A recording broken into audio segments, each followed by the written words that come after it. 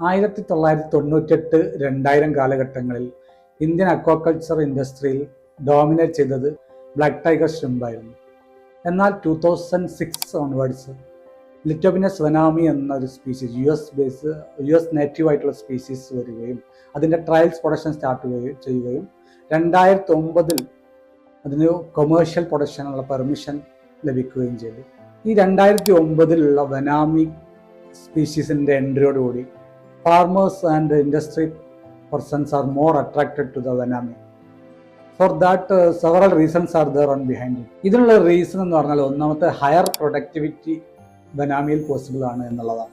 അതായത് stocking density compare to tiger വനാമി ചെമ്മീനിൽ കൂടുതലാണ് എന്നുള്ളത്. അതായത് ഒരു ഹെക്ടർ ഏരിയയിൽ ടൈഗർ ചെമ്മീൻ കുഞ്ഞുങ്ങളെ നിക്ഷേപിക്കുന്നതിനേക്കാൾ കൂടുതൽ വനാമി കുഞ്ഞുങ്ങളെ നിക്ഷേപിക്കാൻ കഴിയുമെന്നും അത് കൂടുതലായി ഈൽഡ് ലഭിക്കാൻ കാരണമാകും എന്നുള്ളതാണ് ഒരു റീസൺ.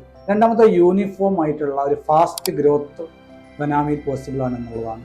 ഒരു പ്രഡിക്റ്റബിൾ ആയിട്ടുള്ള സൈസിൽ പ്രഡിക്റ്റബിൾ ഗ്രോത്തിൽ വനാമി കൾച്ചർ പോസിബിൾ ആണെന്നും അത് നമുക്ക് എക്സ്പോർട്ട് മാർക്കറ്റിലേക്ക് അത് കൂടുതൽ വാല്യൂ ചെയ്യും എന്നുള്ളതും ഒരു രണ്ടാമത്തെ റീസണാണ്.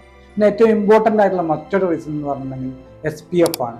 അതായത് സ്പെസിഫിക് പാത്തജൻ ഫ്രീ ആയിട്ടുള്ള ബ്രൂട്ട് സ്റ്റോക്ക് വനാമി ചെമ്മീനിന് അവൈലബിൾ ആണ് എന്നുള്ളതാണ് ഏറ്റവും ഇമ്പോർട്ടൻ്റ് ആയിട്ടുള്ള ഒരു റീസൺ.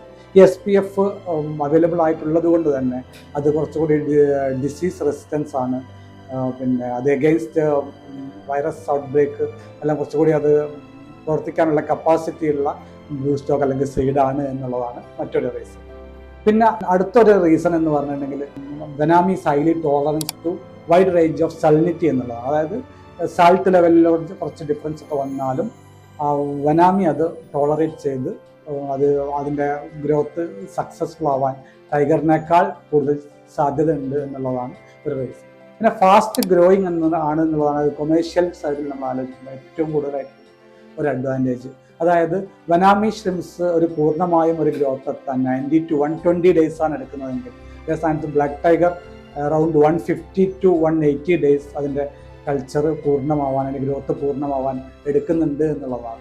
അപ്പോൾ ഈ ഒരു റീസൺ കൊണ്ടെല്ലാം തന്നെയാണ് ഫാർമേഴ്സും അതുപോലെ തന്നെ അക്വാകൾച്ചർ എക്സ്പോർട്ട് കമ്പനികളും ഒക്കെ ഇതിലോട്ട് കൂടുതൽ അട്രാക്റ്റായി ഈ 2009 ശേഷം ഈ ഒരു സമയം വരെയും വനാമി കൾച്ചറിൽ കൂടുതലായി ഫോക്കസ് ചെയ്ത് അത് കൂടുതലായിട്ട് എക്സ്പോർട്ട് ചെയ്യുന്നതിലേക്ക് കാര്യങ്ങൾ എത്തിയത്.